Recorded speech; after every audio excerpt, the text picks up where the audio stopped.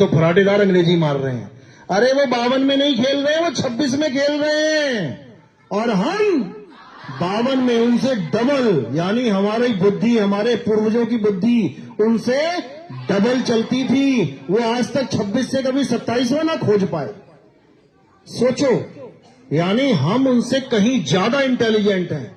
जो आज वो खोजे कर रहे हैं ना, ये हमारे ग्रंथों में हो चुकी हैं। लेकिन दादाजी तो इतने इंटेलिजेंट थे, और पोताजी क्या कर रहा है? कंचे खेल रहा है। दादाजी तो नोबेल प्राइज लेके बैठे थे, और पोता क्या कर रहा है? पबजी खेल रहा है। हाल ये है, यानी जो हमारे पूर्वज जो आत्मा का ज्ञान देके चले गए, उस जमाने में जब किसी को नाड़े बांधने नहीं आते थे अपने, ये बेल्टे लगा लगा के इन्होंने इसीलिए किया है काम, यानी इनको कोई ज्ञान नहीं था। ये आज हमारे ग्रंथों को पढ़ पढ़ के आज ज्ञानी बन रहे हैं सारे। हम उसी ज्ञान को हम समझ नहीं पाए। तो अब क्या करना है? अब इन नामों की इकाई को पकड़ लो। अगर कोई कहता है राम नाम सत्य है, यानी राम किससे बनाए? कितने अक्षरों से? 3 अक्षरों से। कौन कौन से? 3 अक्षरों से। बहुत अच्छी बात है, वरना लोग 2 ही अक्षर समझते हैं इसको। कहते हैं 2 अक्षर का प्यारा नाम कौन सा? राम। पढ़ के आ पहले अच्छे से। रा में आ का डंडा लगाए, र आ म 3 हो गए। ओम में कितने अक्षर हैं? ओम में अच्छा, तुम्हें दोबारा से एलकेजी में भेजना पड़ेगा लग रहा है। तुम गलती से आ गए हो 5वीं छठी में। आ उ म 3, इसी को 3 गुण कह देते हैं, त्रिगुणी। यानी आ से सृष्टि पैदा होती है, उ से सृष्टि चलती है, म से सृष्टि खत्म हो जाती है। इसीलिए कहते हैं ये महामंत्र है, ओम ओम, यानी पूरी सृष्टि समाई है इसमें। ये भी किससे बन रहा है? अक्षर से। अगर हम आ उ और मां हटा दे वर्णमाला से, तो ये नाम कहां से आएगा भाई? कहीं से भी नहीं आएगा, ये बनेगा ही नहीं। तुम्हारे कभी दिमाग में ये आएंगे ही नहीं अक्षर आ उ म, क्योंकि ये बना ही नहीं। शुक्र करो कि बना दिया आदि मानवों ने। तो आज धर्म के नाम पे ये सब काम चल रहा है। ओम सबसे बड़ा नाम है। अरे सबसे बड़ा नाम अक्षर है। अक्षर है तो ओम बना लो, अक्षर है तो राम बना लो, अक्षर है तो श्याम बना लो, अक्षर है तो वाहिगुरु बना लो, अक्षर है तो अल्लाह बना दो। अक्षर नहीं तो कुछ भी नहीं। तो तेरा राम नाम बड़ा कैसे हो गया और अल्लाह नाम छोटा कैसे हो गया? तेरा वाहिगुरु नाम बड़ा कैसे हो गया और गॉड नाम छोटा कैसे? सारे नाम अक्षरों के द्वारा आए हैं। अगर अक्षर की खोज ना होती तो किसी धर्म की खोज, किसी नाम की खोज होती ही नहीं। ना तुम्हारे नाम होते, ना हमारे नाम होते, ना किसी के नाम होते। तो क्या जीवन नहीं होता? होता। कैसा जीवन होता पता है? कैसा होता है? ऐसा जीवन होता जैसे तुम कभी जा रहे हो बाइक पे या कार में और सामने से 2000 भैंसे आ रही हैं। अब पूछो भैया इनके नाम क्या है? अरे पागल है, इनके कौन नाम तो जान रहा है?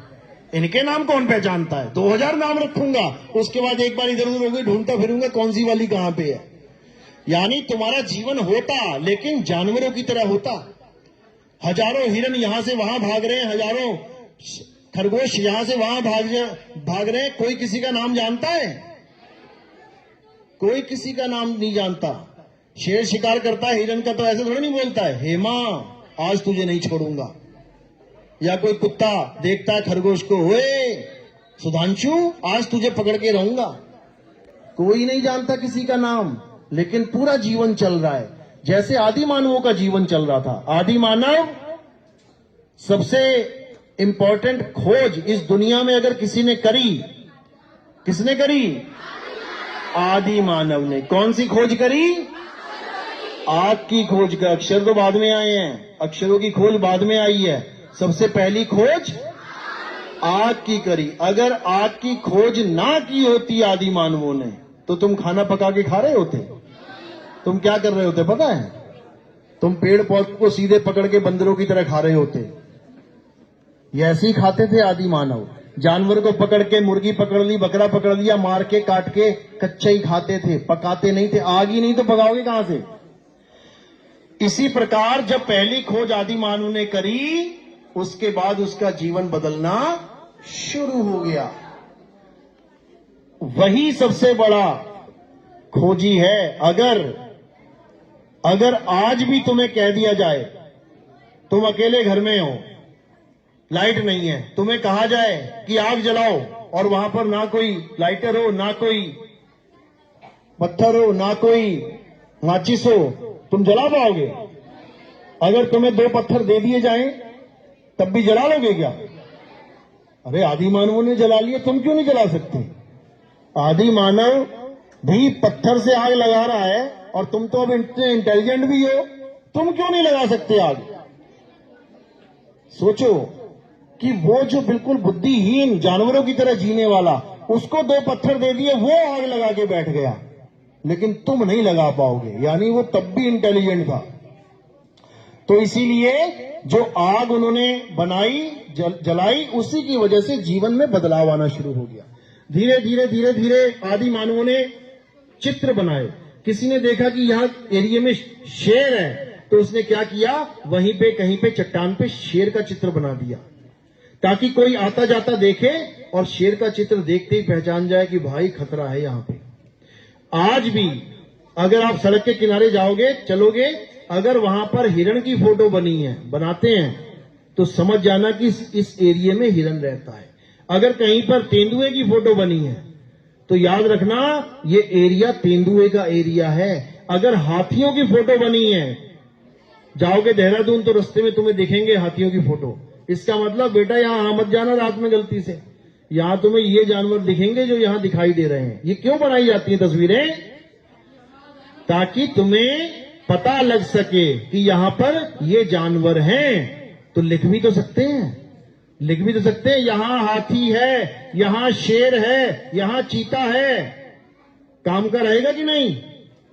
लिखा हुआ काम का होगा कि नहीं? किसके लिए? ये ताली बजाओ जरा। जो पढ़ सकते हैं केवल उनके लिए। चित्र किसके लिए बनाए जाते हैं? जो पढ़ नहीं सकते उनके लिए, और जो पढ़ सकते हैं उनके लिए नहीं, क्या उनके लिए भी, वो सबके लिए है। इसी प्रकार आदि मानव ने जब अक्षर नहीं बनाए थे, तब वो चित्र बनाता था। इसीलिए हमारे कई मंदिरों में देखोगे तुम, कई चट्टानों में देखोगे तुम, आज भी जानवरों के चित्र बने हुए हैं, पुराने पुराने, संकेत देने के लिए कि होशियार, सावधान, यहाँ शेर है, कम से कम 10 लोग जाओ इकट्ठे होके, हमला कर भी दे तो मार तो दोगे कम से कम। जब वो पढ़ना लिखना शुरू कर दिया, उसने अक्षर बनाने शुरू कर दिए, तब उसने क्या किया, जो चित्र बनाता था उसका एक नाम रखना शुरू कर दिया।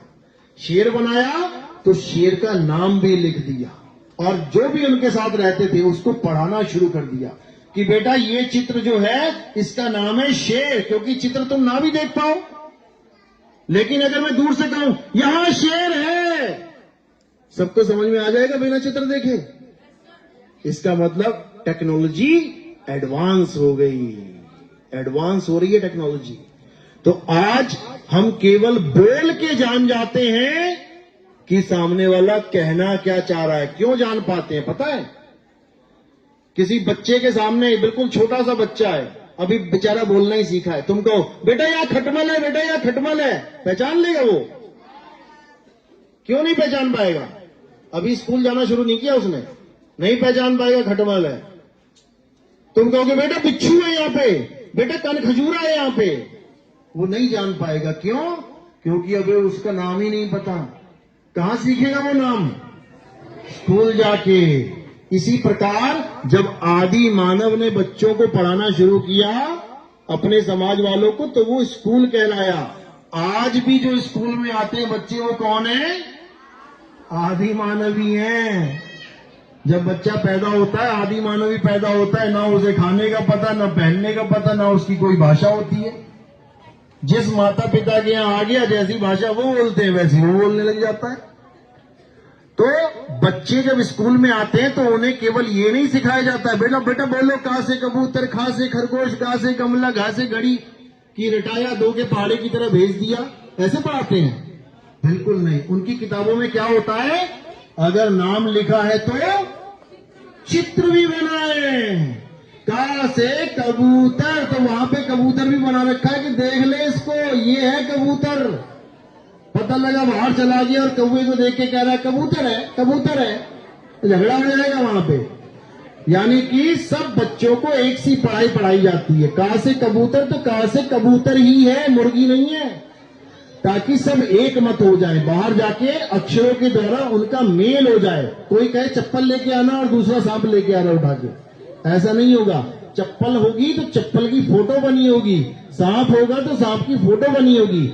इस प्रकार सारे नाम दुनिया में अक्षरों के द्वारा बनाए गए।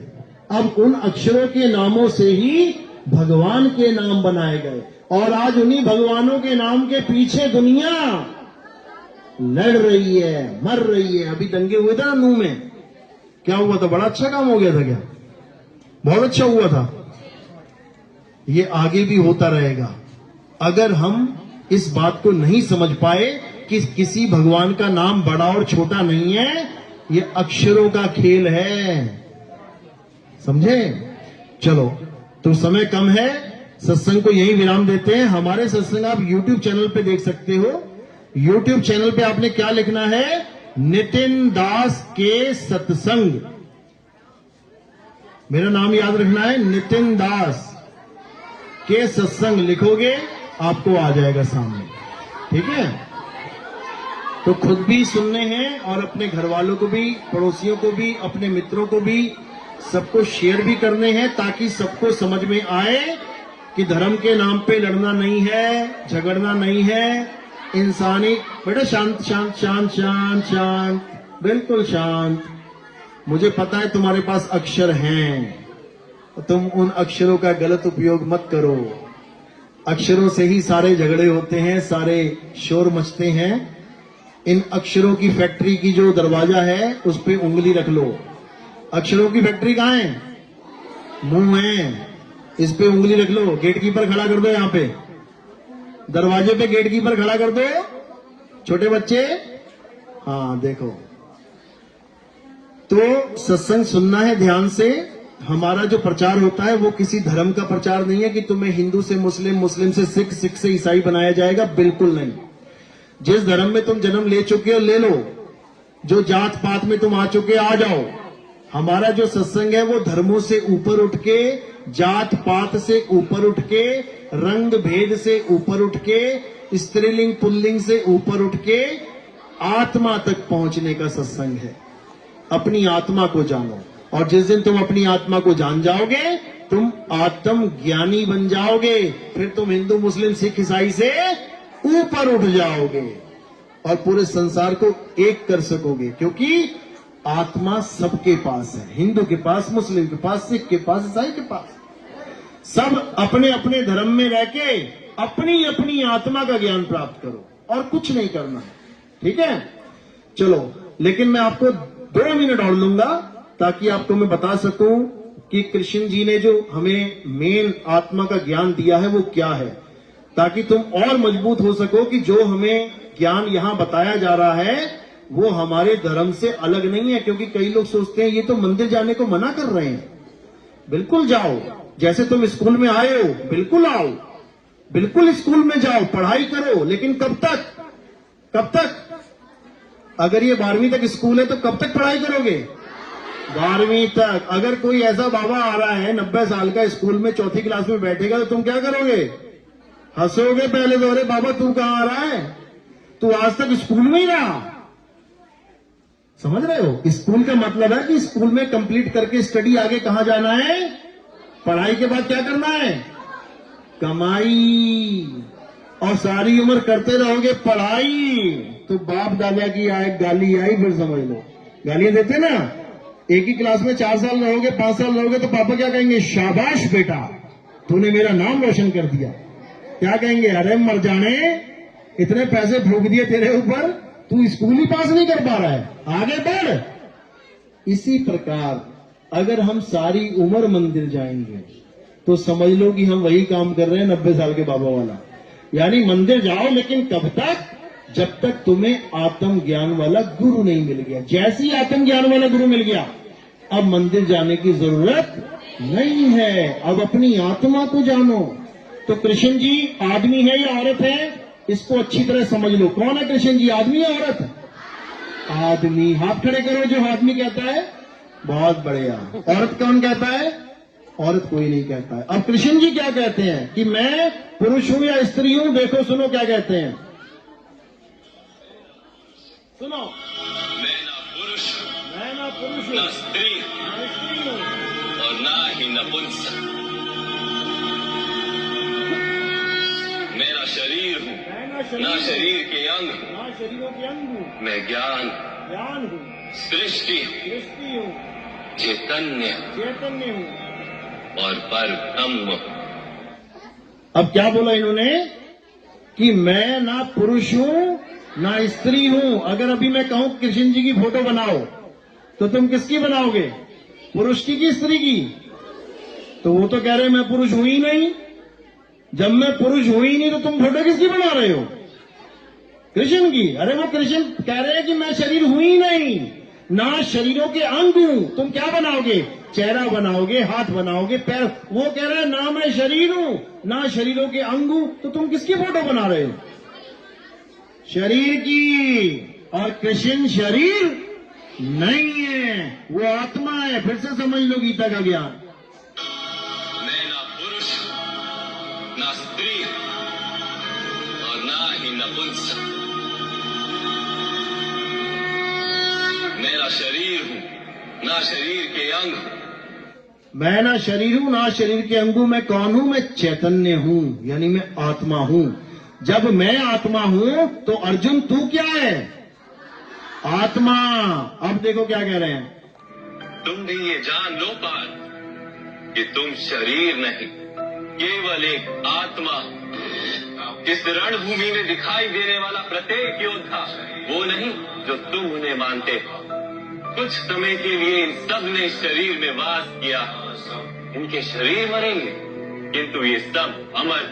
अब समझो, ये जितने योद्धा खड़े हुए हैं, दुर्योधन, विभीषण, एक क्या नाम है, कंस मामा, और जितने भी लोग खड़े हैं, इसको क्या किया? मार दिया पांडवों ने। वो कह रहे हैं कि ये सब वो है ही नहीं जो तुझे दिखाई दे रहे हैं। ये सबके शरीर मरेंगे लेकिन ये सब अमर हैं। तो दुर्योधन अमर है, शकुनी मामा अमर है, रावण अमर है, कंस। तो फिर रावण को किसने मारा था? वाह भाई वाह। रावण अमर है और रावण ने किसने मारा? राम ने। अरे जो वो अमर है तो कौन मारेगा उसे? शरीर को मारा। रावण को कोई नहीं मार सकता, समझ लो। अब करना क्या है? कृष्ण जी क्या समझा रहे हैं कि ये सब आत्मा ही है, अमर है, लेकिन फिर भी ये बार बार जन्म मरण में पड़े रहेंगे। कब तक? जब तक ये अपने आप को शुद्ध आत्मा करके नहीं जान लेते। सुनो ध्यान से, तुम भी ये जान लो पार कि तुम शरीर नहीं, केवल एक आत्मा। इस रणभूमि में दिखाई देने वाला प्रत्येक योद्धा वो नहीं जो तुम उन्हें मानते हो। कुछ समय के लिए इन सब ने शरीर में वास किया। इनके शरीर मरेंगे किंतु ये सब अमर। वो पुनः नया शरीर धारण करेंगे जब तक स्वयं को शुद्ध आत्मा के रूप में जान नहीं ले। जब तक स्वयं को शुद्ध आत्मा के रूप में जान नहीं लेते, तब तक ये जन्मते मरते रहेंगे। तो शुद्ध आत्मा के रूप में जानने के लिए क्या करना पड़ेगा? आत्मा का ज्ञान प्राप्त करना पड़ेगा। तो अब समझा रहे हैं, बस ये आखिरी है, इसके बाद बंद करेंगे। देखो, अब कृष्ण जी को अर्जुन ने पूछा कि आत्मा का ज्ञान हो जाने पर क्या सब परमात्मा हो जाएंगे? तो यानी कि आप परमात्मा हो। तो कृष्ण जी क्या कह रहे हैं? देखो, क्या आप भी परमात्मा? क्या आप भी परमात्मा हो? पूछ रहे हैं।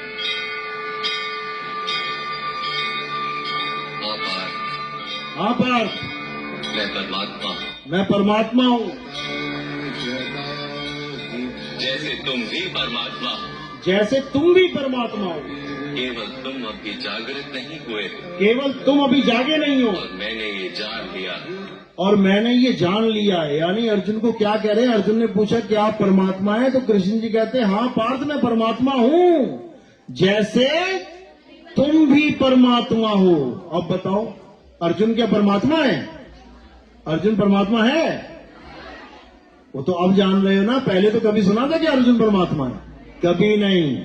अर्जुन की जगह दुर्योधन होता अगर, तो कृष्ण जी क्या कहते? दुर्योधन तुम भी परमात्मा हो। दुर्योधन की जगह रावण होता अगर, तो क्या कहते? रावण तुम भी परमात्मा हो। और रावण की जगह अगर तुम होते तो क्या कहते? बेटा तुम भी परमात्मा हो, बस तुम अभी जानते नहीं हो। क्यों? क्योंकि तुम अपने आप को सीमा, मीनाक्षी, राम, श्याम यानी शरीर मान के बैठे हुए हो। तुम अपने आप को शरीर मान के बैठे हुए, इसलिए तुम नहीं जानते कि तुम परमात्मा हो। लेकिन मैंने ये जान लिया है। कैसे जाना? अपनी आत्मा को जान के। अब ये आखिरी है बस पॉइंट, इसके बाद खत्म। देखो क्या कह रहे हैं, करना क्या है? मंदिर जाना है कि मस्जिद जाना कि गुरुद्वारे जाना, ये बाद में देखेंगे, लेकिन करना क्या है वो देखो। जो अपनी आत्मा के दर्शन कर लेता है। क्या कह रहे हैं कृष्ण जी? जो अपनी आत्मा के दर्शन कर लेता है। कहां जाना पड़ेगा अपनी आत्मा के दर्शन करने के लिए? कहां जाना पड़ेगा? अक्षरधाम, काशी, अयोध्या, द्वारिका, केदारनाथ, बद्रीनाथ, कहां जाना पड़ेगा? अपने आप को जानना पड़ेगा। किसके दर्शन करने हैं? परमात्मा के, आत्मा के। किसकी आत्मा के? अपनी आत्मा के। यानी किसी और की पूजा नहीं करनी है, अपनी पूजा करनी है। सुनो, जो अपनी आत्मा के दर्शन कर लेता है वो परमात्मा के दर्शन कर लेता है। जैसे नमक के एक कण का स्वाद समग्र सागर के स्वाद से भिन्न नहीं होता, वैसे अपनी आत्मा के दर्शन परमात्मा के दर्शन से भिन्न नहीं होते। अपनी आत्मा के दर्शन परमात्मा के दर्शन से भिन्न नहीं होते। तो अब तुमने अपनी आत्मा के दर्शन करने हैं। किसी पत्थर के, किसी पेड़ के, कोई पीपल पूज रहा है, कोई तुलसी पूज रहा है, कोई जानवरों को पूज रहे हैं। कुत्ते, बिल्ली, बकरे को भगवान बना दिया है, सांपों को भगवान बना, दूध पिला रहे हैं। एक दिन दूध पिलाते हैं, बाकी दिन लठ मारते हैं। बाकी दिन लठ मारते, सिर फोड़ते, कुचल देते हैं। और नाग पंचमी के दिन कोई कहे अरे घर में सांप आ गया मार दो, अरे पागल है क्या? आज नाग पंचमी है, भगवान शंकर का दिन है। अच्छा, मतलब भगवान शंकर एक ही दिन है शंकर के पशुपति है नाथ, बाकी दिन वो कुछ और बन जाते हैं। यही अज्ञानता है। इसलिए किसी भगवान की पूजा, बहुत बढ़िया, ताली बजाओ। इसीलिए हम पिछड़े हुए हैं, क्योंकि हम सब भगवानों की पूजा करने में लगे हुए हैं। अब किसकी पूजा करनी है? अपनी आत्मा की पूजा करनी है। जिस दिन अपनी आत्मा की पूजा तुम्हारी पूर्ण हो जाएगी, उस दिन तुम्हें परमात्मा का दर्शन होगा और तुम ही परमात्मा हो जाओगे। चलो, बोलिए सदगुरु बंदी छोड़ कबीर साहेब की, परम पिता परमात्मा की, सभी संतों की, सभी भक्तों की, अपनी अपनी आत्मा की जय हो, जय हो। सत्यनारायण।